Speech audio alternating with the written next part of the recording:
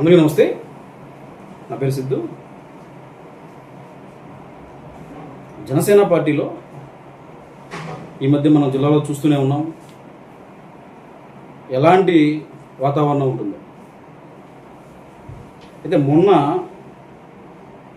ఆత్మకూరులో జరిగినటువంటి సంఘటన, ఎంతోమంది ఆ సంఘటన చూసిన తర్వాత జనసేన పార్టీ కార్యకర్తలు కానీ, పవన్ కళ్యాణ్ గారి అభిమానులు కానీ చాలా బాధపడుతున్నారు. అంటే మన పార్టీలో కూడా ఎటువంటి సంఘటనలు జరుగుతాయా?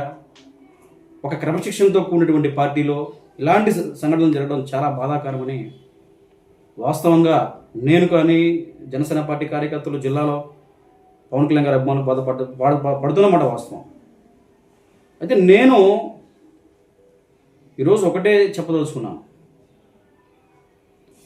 జనసేన పార్టీ అనేది పవన్ కళ్యాణ్ గారు స్థాపించినప్పుడు పవన్ కళ్యాణ్ గారి అభిమానులు అనే ఒక పునాది మీద ఈరోజు జనసేన పార్టీ స్థాపించబడింది. 2014లో జనసేన పార్టీ స్థాపించినప్పుడు ఆ రోజు పవన్ కళ్యాణ్ గారిని అభిమానించేటటువంటి నిజమైన జనసేన పార్టీ కార్యకర్తలు, పవన్ కళ్యాణ్ గారి అభిమానులు ఆ రోజు 2014 నుంచి పవన్ కళ్యాణ్ గారి వెంట నడిచారు. ఎలాంటి స్వార్థం లేకుండా పవన్ కళ్యాణ్ గారు చెప్పిందే వేదంగా పవన్ కళ్యాణ్ గారి సిద్ధాంతాలు పాటిస్తూ ఆయన ఆశయాలని ప్రజల్లోకి సామాన్య యువత, నాలాంటి వాళ్ళు, ముఖ్యంగా సామాన్య యువకులు జనసేన పార్టీ జెండా మోశారు ఆ రోజు. అయితే మనం చూస్తూనే ఉన్నాం 2019లో ఏ విధంగా ఎన్నికలు జరిగినాయి, తర్వాత పరిస్థితులు ఏంటి అనేది. జిల్లా విషయం మాట్లాడుకుంటే మొదట్లో మేమంతా కూడా జిల్లాలో టోనీ బాబు గారి వెనక సేవాదళ్ అని ఒక జనసేన పార్టీ సేవాదళంలో పనిచేస్తూ ఉండేవాళ్ళం. అలాగే టోనీ బాబు గారు తర్వాత మళ్ళీ మాదాస్ గంగాధర్ గారు వచ్చారు. సరే, మళ్ళీ మాదాస్ గంగాధర్ గారు అంటే మళ్ళీ ఆయన వెనక నడిచాం. మాదాస్ గంగాధర్ ఎలక్షన్ టైంకి వచ్చాడు. కరెక్ట్గా ఎలక్షన్ టైం వచ్చాడు, ఎలక్షన్ చేశాడు. ఎలక్షన్ టైంలో పవన్ కళ్యాణ్ గారు దేవుడు, పవన్ కళ్యాణ్ గారి వెంట నేను కొన్ని వందల సంవత్సరాలు ఉంటాను, పవన్ కళ్యాణ్ గారి జనసేన పార్టీలోనే నా జీవితం, నా ప్రాణం పోయేవారు జనసేన పార్టీ అని చెప్పాడు. మాయ మాటలు చెప్పాడు. ఆయన వెంట నడిచాం.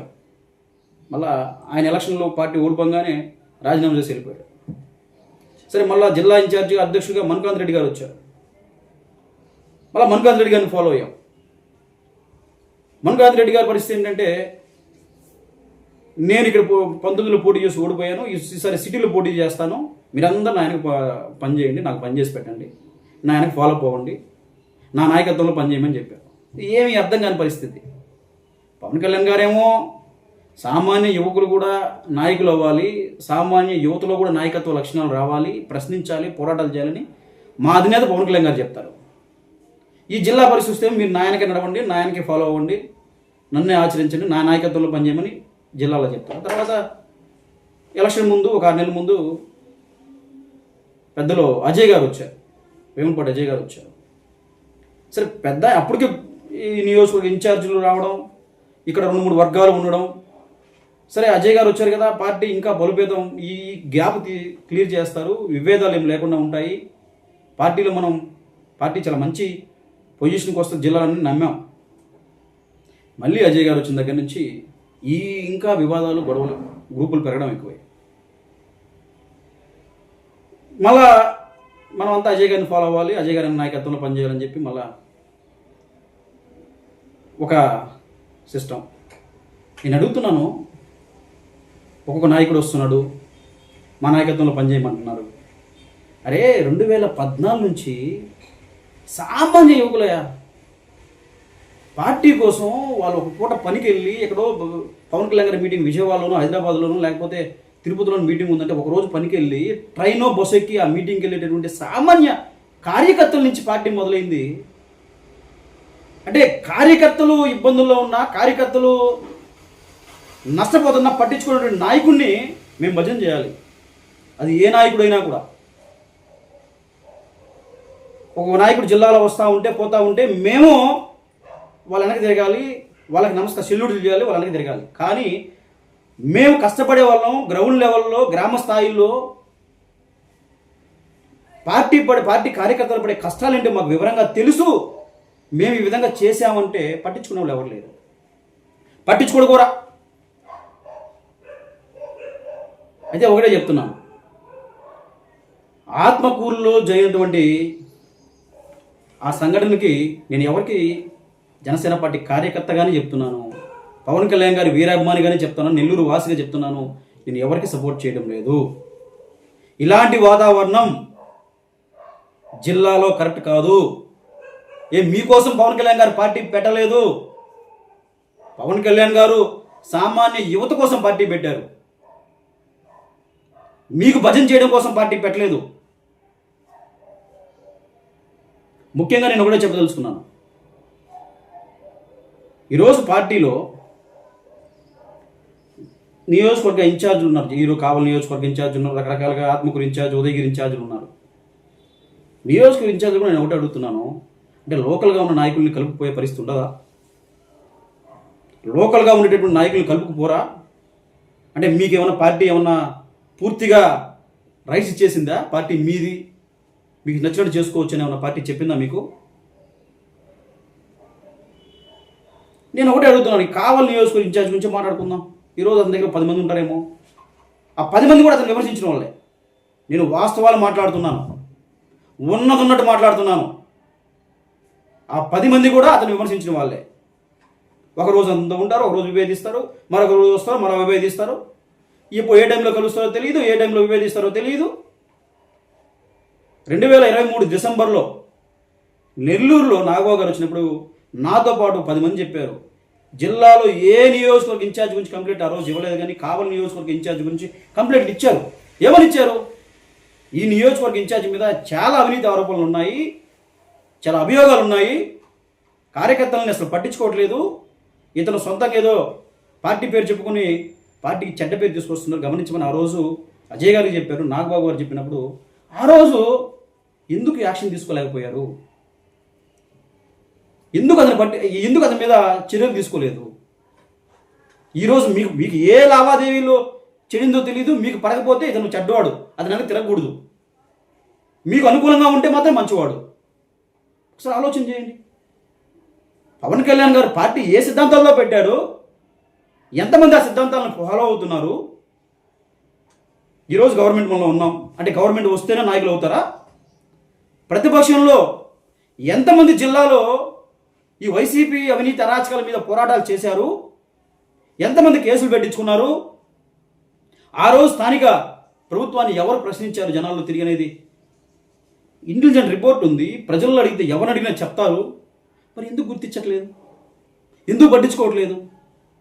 అంటే మా జీవితాంతం నెల్లూరు ఆఫీసు చుట్టూ తిరగాల మేము? మా జీవితాంతం మీ వెనక తిరిగితేనే గుర్తిస్తారా? మీకు సెల్యూట్ చేస్తేనే గుర్తిస్తారా? నేను ఈరోజు స్ట్రైట్గా ఒకటే క్వశ్చన్ అడుగుతున్నాను. ఈ నియోజకవర్గంలో, కావలి నియోజకవర్గంలో సిద్ధు అనే యువకుడిగా 2014లో మొదలై ఎంతమంది యువతను చైతన్యపరిచాను. రకరకాల జనసేన పార్టీ కార్యక్రమాలు పెట్టి పార్టీ బలోపేతం కోసం నా వంతు ఎంత కృషి చేశాను. సేవా కార్యక్రమాలు ఎన్ని చేశాను. పవనన్న నమ్మని చెప్పి 2 సంవత్సరాల పాటు భోజనం పెట్టినాను. జనంలోకి జనసేన అని చెప్పి వైసీపీ అవినీతి మీద 200 రోజులు నియోజకవర్గం మొత్తం తిరిగాం. యువత మేలుకు అని చెప్పి అన్ని మండల హెడ్ క్వార్టర్స్లో పెద్ద పెద్ద బహిరంగ సభలు పెట్టి యువతను చైతన్యపరిచాను. నేను ఏ రోజు పార్టీ పదవి ఆశించలేదు. నేను ఏ రోజు ప్రభుత్వంలో పదవి నేను కావాలని అడగలేదు. నేను ఒకటే అడుగుతున్నాను, ఇక్కడ నాలాంటి వాళ్ళు జిల్లాలో ఎంతోమంది యువత వాళ్ళ సొంత డబ్బులు ఖర్చు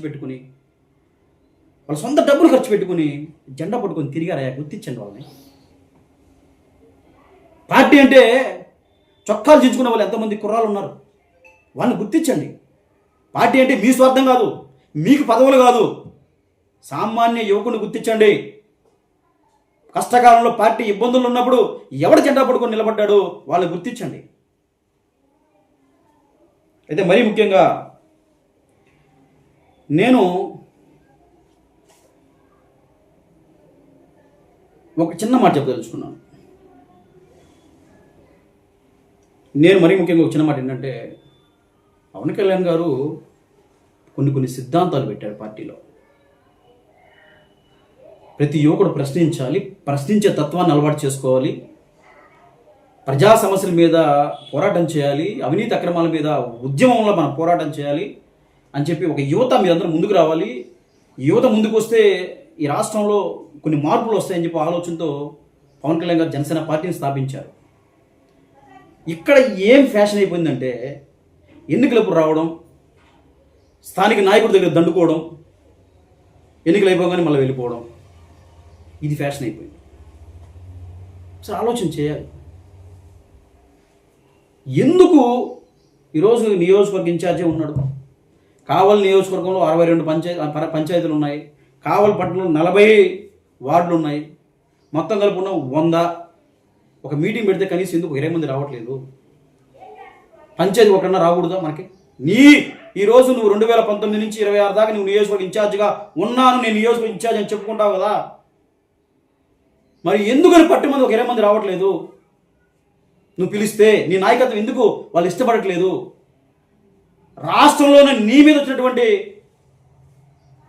కంప్లైంట్స్, అభియోగాలు ఏ ఇన్ఛార్జ్ మీద వచ్చి ఉంటాయా? నీ పక్కన తిరిగే ప్రతి ఒక్కరు నీ మీద ప్రశ్న పెట్టి మాట్లాడడం వల్ల కదా ఆ రోజు. అంటే పార్టీ అంటే మీ ఒక్క సొత్తేనా? అంటే మిగతా వాళ్ళు సామాన్యులకి బయట వారికి పార్టీ వాళ్ళు పనిచేయకూడదా? వాళ్ళ సంబంధాలు లేవా? ఎన్నోసార్లు నీ మీద వచ్చినటువంటి అభియోగాలు తీసుకెళ్ళి పట్టించుకోండి అని చెప్పి ఎంత జిల్లా నాయకులకి, జిల్లా అధ్యక్షులు వాళ్ళకి ఉన్నప్పుడు కానీ, జిల్లా నాయకత్వం వహించే వాళ్ళకి చెప్పాము. ఆ రోజు ఎవరు పట్టించుకునేది లేదు.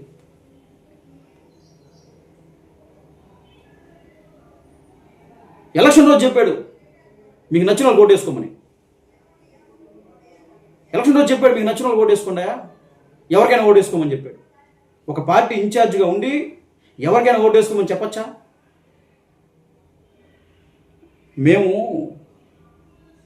మేము రాత్రులు నిద్రలు మానుకొని బ్యానర్లు కట్టిన ఉన్నాం. మనం 10 సంవత్సరాల ముందు నిద్రలు మానుకొని చిన్న పిల్లల్ని వేసుకొని బ్యానర్లు కట్టుకొని కుర్రోళ్ళం, నూనూగు మీసాల కుర్రోళ్ళం అందరం కలిసి ఒక కార్యక్రమం చేయాలంటే 100 మంది వచ్చేవాళ్ళం. 100 మంది సమూహంతో స్వచ్ఛందంగా కార్యక్రమాలు చేసేవాళ్ళం. ఏ రోజు ఎవరికి ₹1 ఇచ్చేవాళ్ళం కాదు, మా దగ్గర డబ్బులు ఉండేవి ఇచ్చేదానికి. అంత స్వచ్ఛందంగా పవన్ కళ్యాణ్ గారి ఆశయాలను ప్రజల్లోకి తీసుకెళ్ళాం. అంత స్వచ్ఛందంగా జనాల్లో తిరిగాం. మనసులో ఏముండదు పవన్ కళ్యాణ్ తప్పితే, మాకు వేరే ఆలోచన ఉండదు జనసేన పార్టీ తప్పితే. రకరకాల ప్రలోభాలు వచ్చినప్పుడు కూడా ఈ జెండా వదిలిపెట్టి ఎట్టపోతారా మనం? ఈ జెండాను నమ్మాం, సిద్ధాంతాలు నమ్మాం, పవన్ కళ్యాణ్ మనం చేయగొట్టాం. మన పవన్ కళ్యాణ్ కదా మనకి వేరే వాళ్ళు ఎవరున్నారని నమ్మాం. అరే మా అభిమానాన్ని మీరు ఎవరో కొత్తగా నాయకులు వచ్చేసి మా అభిమానాన్ని మీరు చులకనగా చూసి వాళ్ళు ఏమో మనకు నడుస్తున్న ఫీలింగ్ మీలో ఉండడం కూడా కరెక్ట్ కాదని సందర్భంగా నేను ఈ మీడియా సమావేశంలో నేను తెలియజేస్తున్నాను. పవన్ కళ్యాణ్ గారి అభిమానులు ఈరోజు ఎందుకని జిల్లాలో పవన్ కళ్యాణ్ గారు చేసేటటువంటి ఈరోజు రాష్ట్రంలో మనం చూసుకుందాం ఎట్లాంటి మంచి కార్యక్రమాలు చేస్తున్నాడు. ఎక్కడో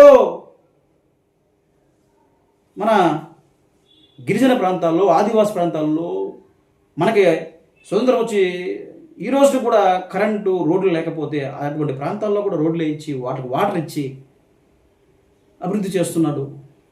అట్లాంటి నాయకత్వంలో మనం ఎంతో గొప్పగా పనిచేసిన మనం ఏందే రోడ్ల మీద కొట్టుకోవడం, చీపుగా చిల్లరగా. ఎక్కడో మారుమూల ప్రాంతం కొండాపురంలో చిన్న పిల్లలు మాకు రోడ్డు అయిందని చెప్పగానే వితిన్ డేస్లోనే, గంటల్లోనే రోడ్ శాసనం చేసి వేయిస్తున్నటువంటి గొప్ప నాయకుడు పవన్ కళ్యాణ్ గారు. అటువంటి నాయకుడు దగ్గర మనం నాయకత్వంలో పనిచేసి మనం ఎలా ఉండాలి, ఎలాంటి క్రమశిక్షణతో ఉండాలి,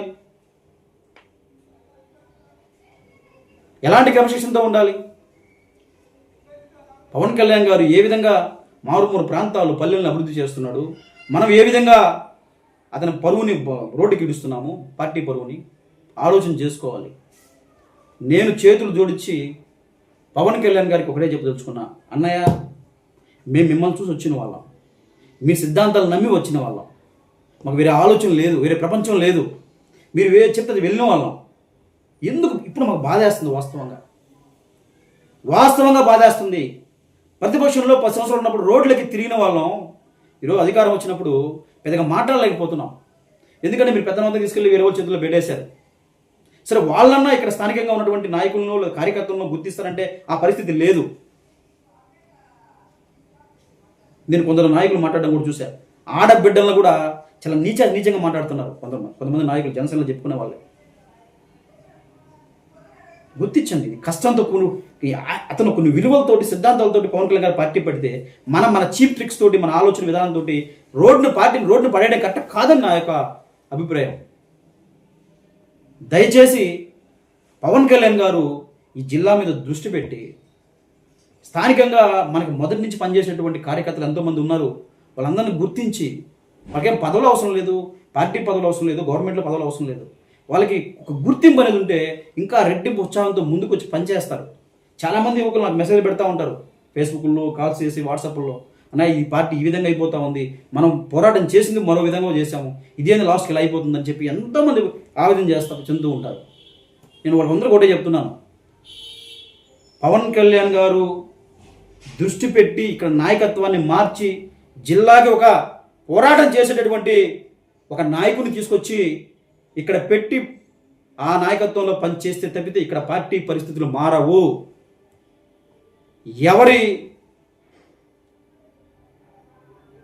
ఎవరి ఇష్టాలు వారివి,